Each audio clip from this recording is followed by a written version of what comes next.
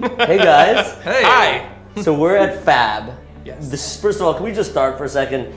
You've gone from 3 people to 600 employees in 15 months. How does that happen? Well, we never could imagine that this would happen so fast. And it happens because we found our one thing. We found the one thing that we can be the best in the world at, which is design. I think there's this great need for people who want special things in their life, and there's this great number of people who make and create special things, and no one was bringing them together, and that's what we're doing. And I think that's very much the reason why our escalation has happened. It's such a fast pace. But I mean, of course, you've executed on it incredibly, but there are a lot of other people in this space who have tried bringing great things to the market and really giving people what they thought they wanted. No one's done it though with the types of products and the types of designers and brands that we're working with.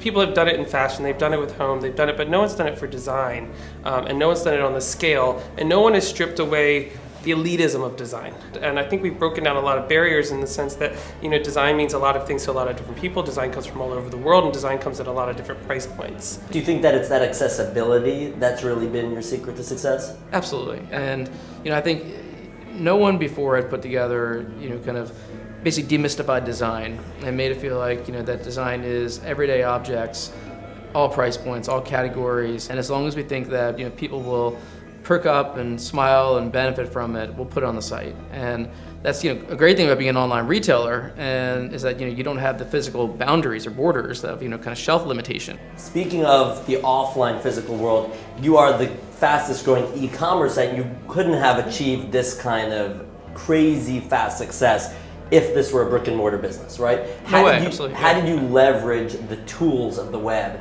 to make this possible so quickly? Well, first, social. I mean, you know, over 50% of Fab's members comes from social sharing. So someone, you know, seeing something they love on Fab and putting it on Facebook, on Twitter, or Pinterest, and you can't make that stuff up. It's like, you know, if you tried to build a website where 50% of your traffic would come from social sharing, you can't do it.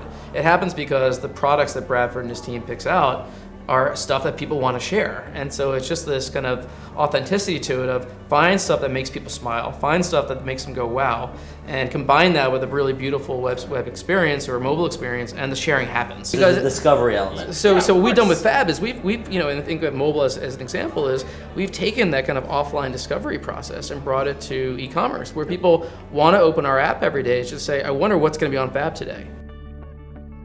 Let's rewind 2 or 3 years, and fab.com is fabulous.com, and it's not an e-commerce site like it is today, it's a gay social networking site. Mm-hmm. We were a failing gay social network. Let's just put it as it was. We tried being the gay kind of TripAdvisor, Yelp, kind of where to go, what to do. We spent a year with about 17 different business models and product plans, and what we learned from it was we wanted to sell stuff. And we said, well, you know, duh, let's bring this stuff that everyone I know wants Bradford to help color their lives. Let's just bring Bradford to the world, and take, you know, a beautiful web experience. I'm here. Ta-da! color our lives. For a young entrepreneur looking at you two as an example, we look back at the last 2 years, you've had a failed business, you've had a mega successful business. Give me the takeaway. You know, find your one thing.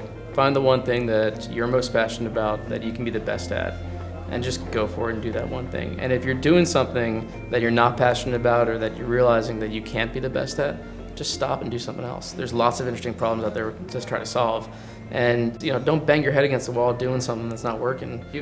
If you really are kind of honest yourself and you say, I was put on this planet to do this one thing, if you can't answer that question, then you're doing the wrong thing. But if you can answer that question, then you just have that unbridled belief that I was made for this. And that's how we are. It's like, you know, we know that this is what we were made to do. You know, I've started 4 companies, and the biggest realization I had in the last 10 years was, you know, last September when I said, I'm never going to start another company. This is it. Because I was made to do this. All right. And, you know, that's like that aha moment where you're just like, this is what I'm here for.